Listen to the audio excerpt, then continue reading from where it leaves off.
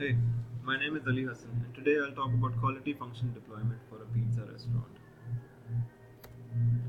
So, what really is a pizza? Pizza is a flatbread of Italian origins. It consists of three major components. Number one is the crust, which is the base of a pizza. Number two is the sauce, which goes on top of the crust. And number three is cheese, which is primarily used as a topping and sometimes as a filling as well. There are three major types of pizza that have been highly popular in different regions of the world over the last few decades. Number one is the Neapolitan pizza, which is quintessentially the European or Italian version of pizza. So it comes with a thin crust and is rather scantily topped. Number two is rectangular pizza. Now, this kind of pizza has been fairly recently popularized by a lot of global giants such as Pizza Hut, Domino's, Papa John's, etc. So it's rapidly gained a lot of popularity amongst different audiences. Number three is the deep dish pizza. This kind of pizza is somewhat an American adoption of the European kind of pizza. So it's a lot more deeper, as in it's made inside a pan rather than a skillet, so it's more heavily topped. And the arrangement of toppings is actually the opposite to a Neapolitan pizza. So, how do you develop a product such as a pizza? Following are some of the basic ingredients that go into making a normal pizza: bread, tomatoes, olives, cheese, meat, onions, herbs, and the list could go on forever as there are so many variations in pizza all across the world. So, to design a product such as a pizza, you follow a four-step process. Number one is identifying what your customers want. Now, this could depend on a lot of factors such as the location you're operating at, the kind of audience you're targeting, age groups, demographics, location, religion in that area, etc. etc. Number two is how you will be able to satisfy those individual customer wants at your end. Number three, in number three, you design product specifications and then discuss them amongst the various functional departments of your business so as to ensure that each department in its own end would be able to comply with those specifications. Number four is the final market test or evaluation. In this in this part of the process, you basically compare your products to other competitor products from the market and also ask for customer feedback so as to test the viability of your product in the market. So, what is quality function deployment? Quality function deployment is a process for determining customer requirements and translating them into attributes that each functional area of a business can understand and act on. For this purpose, a house of quality matrix has to be made.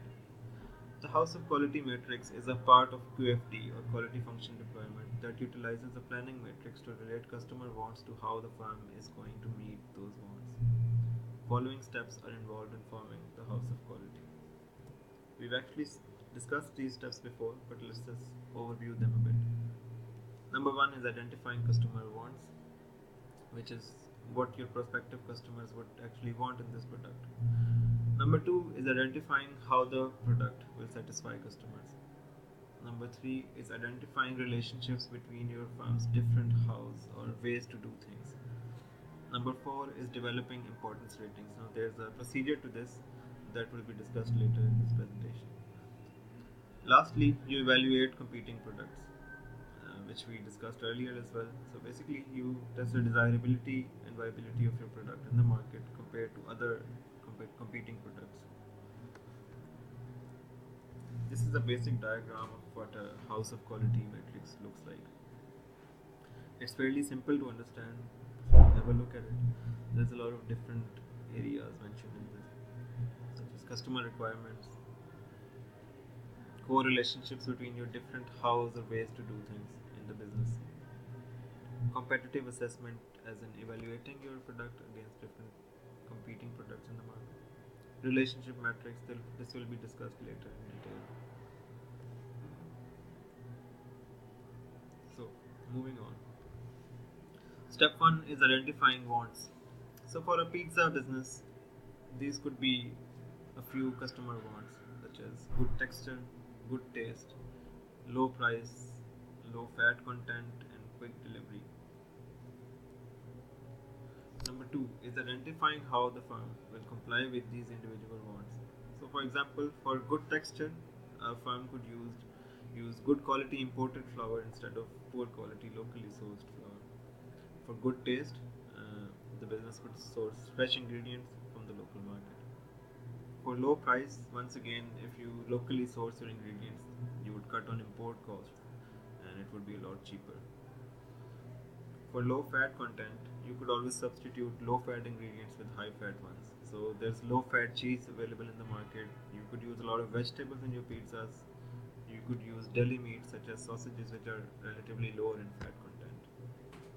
For quick delivery, you could set up shop in a central location within the city so that it's more approachable to different areas that you're catering in your delivery line. That would really speed up the delivery process.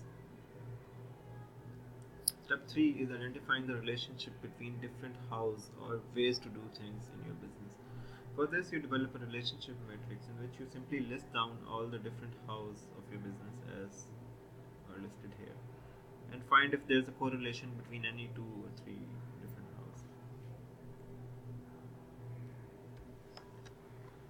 And finally, you compare.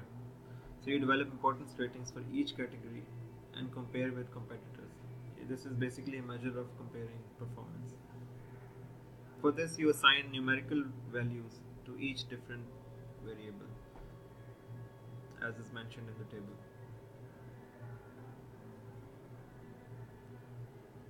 After this, you incorporate all these values into the relationship matrix, as you can see at the end.